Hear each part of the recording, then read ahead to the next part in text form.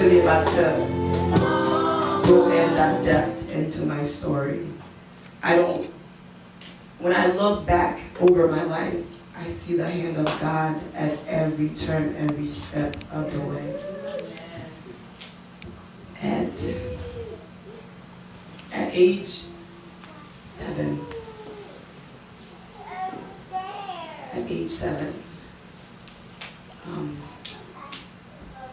my mother left.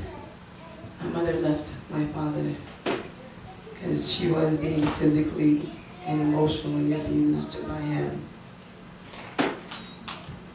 And I was left to live with the monster.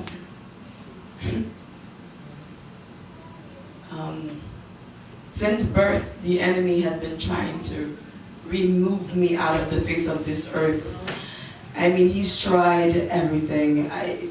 When I was a baby, I had this, out of nowhere, my skin, literally my whole entire skin, I grew like a whole bunch of huge pimples that there's no name for them. I've never seen them. I mean, my mother would describe them to me, and they would suck out they would dehydrate me.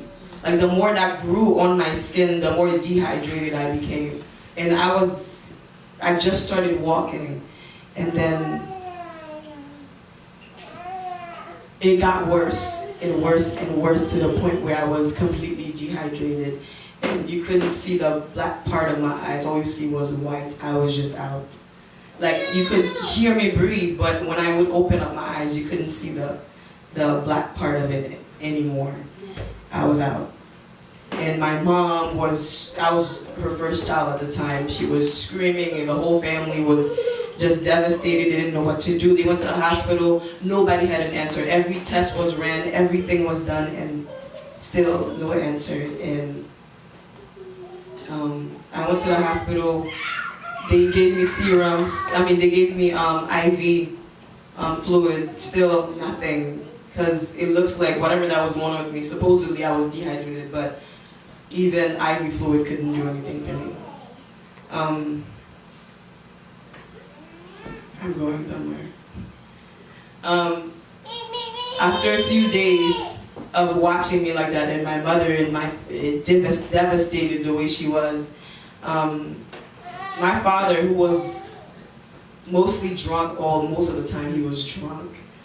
Out of nowhere, I don't know what came onto him, and he just got on his knees and started praying, God, please don't take her away from us, don't do that to us. And he was just praying and crying, and that probably was the first sincere prayer my father ever did. And the next day, out of nowhere, I just got up. Everybody's like, what's going on? I just got up. Mind you, my breath was almost gone. Like I was close to death, and out of nowhere, I just got up. Amen. Mind you, the fluid couldn't do anything for me. Nothing. I went to the hospital. Nothing they did could ever wake me up out of where I was. Out of nowhere, with that one prayer. Sometimes your one simple prayer could move a mountain. It could raise up the dead. That's not where my story ends. By age 7,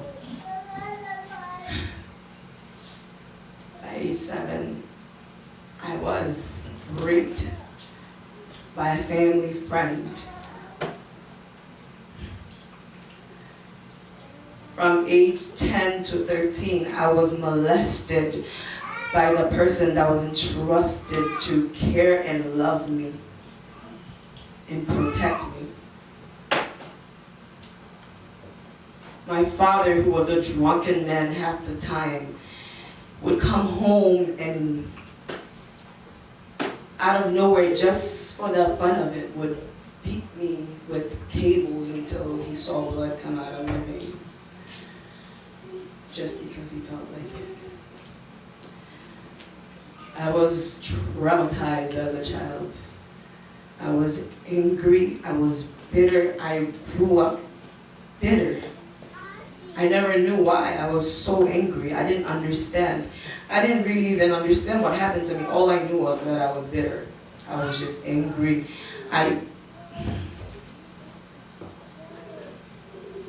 when my grandmother adopted me, she took me into her arms. She started taking me to church. I would hear about God, but I knew nothing about him. You know, just because you're in church doesn't mean you know God. Amen. Just because you hear about him doesn't mean you know him. Amen. There's people who've been in church for 20, 30 years and they still don't know God. Amen. I was in church, but I didn't know him. I kept asking questions. As I grew older, I battled depression and oppression and anger. And I battled suicidal thoughts. That was my everyday thought. Everybody who's seeing me now think, oh, she's the happiest girl. You don't know what I've been through. I battled suicidal thoughts every day. That one time I went to the bathroom, just grabbed it, and I'd be like, this is gonna end today.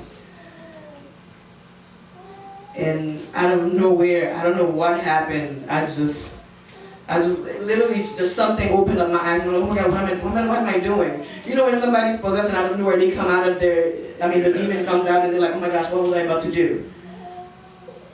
Depression, oppression, suicidal thoughts, or demons that enter into somebody's body and they're so hard to come out. For a long time, I battled with these things. I didn't understand why. I had thousands and thousands of questions. I was in church, but I still didn't know him. I would hear about him, but I never made an encounter with him. I don't think I was willing. I thought God hated me. I thought I didn't deserve love. I always asked myself, why? Why did my father, why did this person or that person do this to me? Like, why? Like, what did I do to anyone? What did I do to deserve this? And then when I started learning about sins, I started thinking, oh, it's my sins that is making God punish me this way. Which is what most lawful churches are teaching. Your sins are making God punish you. That's not true. So I just battled with these things forever. And then somehow I grew a facade of the smiley face. I would smile and smile and smile, but inside of me I'm burning. Hallelujah. That's why when you come here, just because somebody's sitting next to you, they sing hello, they smile, doesn't mean that everything's going well. Amen. Amen. Sometimes when God puts someone in your heart to pray for them, there's a reason. Amen. Sometimes he will wake you up at 4 a.m. and bring somebody in through your talk. Don't go back to sleep. This person is going through something. Amen. Wow. So I battled and battled and battled, and I grew a hatred for my father. Oh God, I grew so bitter, and the hatred in me, I don't know, I've never seen anybody hate anybody like that. I hated the man with every passion, everything in me. Because I said, you were supposed to be there for me. You were supposed to love me. You were supposed to provide. You were supposed to be there at all times. You were supposed to be there, but you weren't there. And then he had other kids, and he always showed me that they matter more than me. He said it. You don't mean anything. You are worthless. He would call me out of my name just for the heck of it.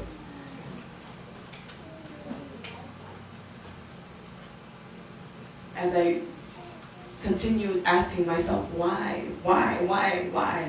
Like, God, why? Like, I know you exist. I don't know you well, but I heard you exist. Now, I hear you have answers to everything. Why? So the more I questioned him, one day, before all this, I grew into a solitude. I didn't want to mingle with people no more. I didn't want friends. I didn't want family around. I grew cold. I wanted to be alone all the time. No one knew about this. I could be talking to you and I really want to be alone. Don't talk to me, but I'm not going to show it. That was me.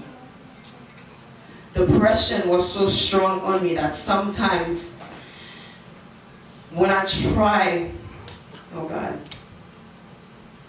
when I try to be happy or I looked for happiness in every single part of the world. I looked for happiness. I even decided, okay, I'm gonna make friends now, so I could be happy. Maybe they could give me happiness. Maybe they could make me smile. Maybe they could make me giggle. There was no happiness there. There was no real love there. And then I started looking for love with relationship. I said, maybe, just like her story said, maybe a man could make me feel beautiful and make me feel good. I mean, when it comes to self-esteem, some people battle with low self-esteem. I had none. I had no self-esteem. I felt like everybody was worth so much more than me. I was worth nothing. I was garbage. I tried. It got so bad that I tried to impersonate other people. Like if I was next to her, I would try to take on her character and try to be like her, or try to giggle or smile like her, because I thought that who I wasn't good enough. Because that's what I was told at a young age. You're not good. You are worthless. You don't mean nothing. You don't deserve anything good. I hate you. So then one day, oh God, one day I went to church. And there was a worship that was going on. There was such a thick presence of God that even if you didn't know him, you could feel something was different in him.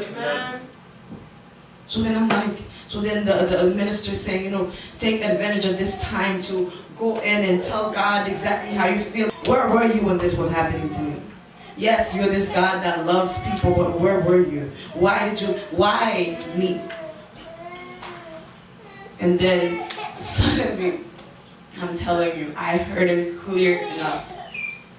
He said, I allowed these things to happen to you. These things happen to you because you are pregnant with destiny. Because you are carrying something greater than you. I have encountered so many young women that have gone through what I went through. And me being able to minister to them means so much to me than what I went through. Jesus took the cross for you, and if he had to do it again, he would do it again. Amen. He said, you're carrying life. When you carry life, troubles will come. Things will happen to you. Things you would never think of would happen to you. The worst things of this life, people will hate you just because. People will despise you just because. People will reject you just because. People will hurt you just because. The devil will persecute you just because. But know that what you're carrying inside of you is greater than anything. You're carrying life. You are carrying life. Don't give up. You're carrying life. You are carrying. There are souls depending on your testimony, on what you went through. There are souls, there are lives depending on what you went through. You don't know that. Try to tell one or two people about what you went through and see the effect of it. There's nothing like a testimony. I can tell you stories after stories, but until it's personal, you will not feel the anointing that comes with it.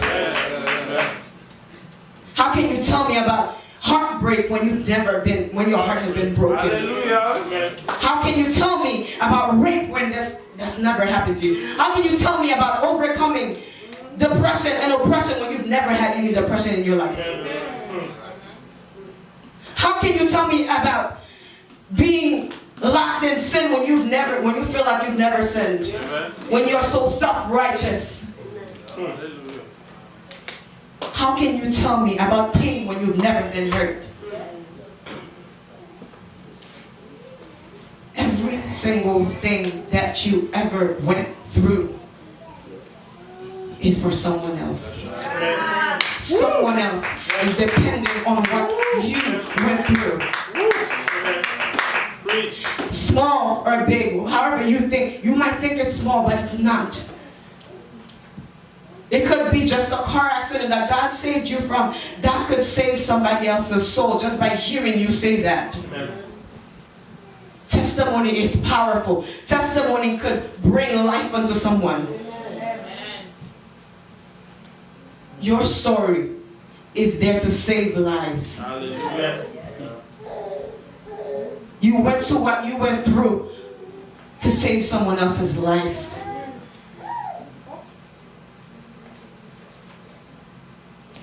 Don't ever say, God, why? Because there's a reason.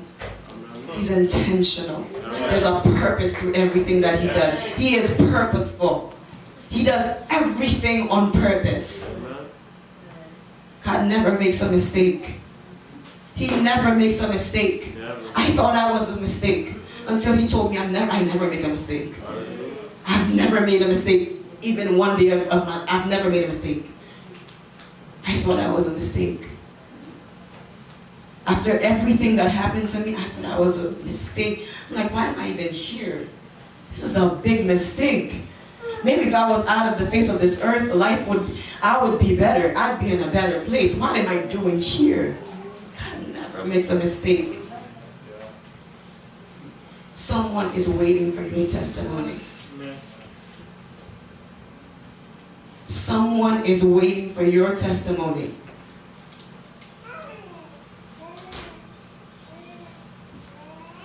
Don't give up. Don't give up. I got so close to giving up so many times. I could have thrown the towel a long time ago. I could have committed suicide. I wouldn't be standing here today. I was so close. There's a purpose. There's a reason. There is life in everything that you went through.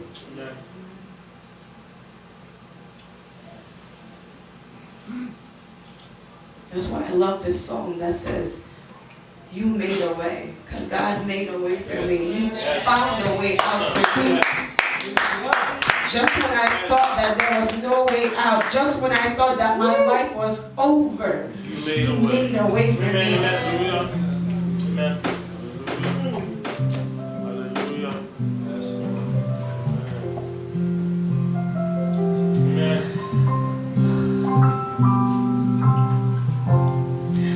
I've had some sleepless nights. Lord. Some nights I couldn't sleep because the tears wouldn't stop falling. Lord. The pain was so strong I couldn't handle it anymore.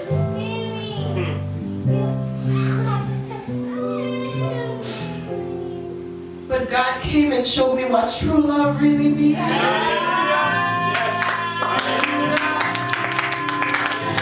I'm telling you, there's nothing like the love of God. There's nothing like the love of God.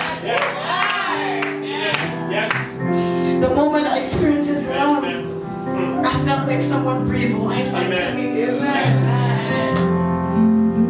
I felt like I finally started living. I could smile. I could be happy. Because God loves me. More than anything, He loves me.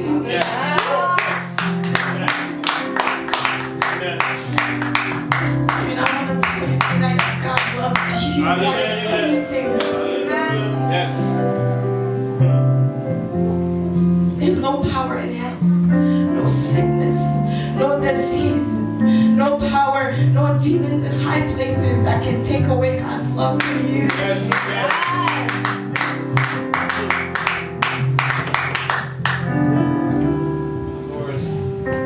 I know God made a way for you too.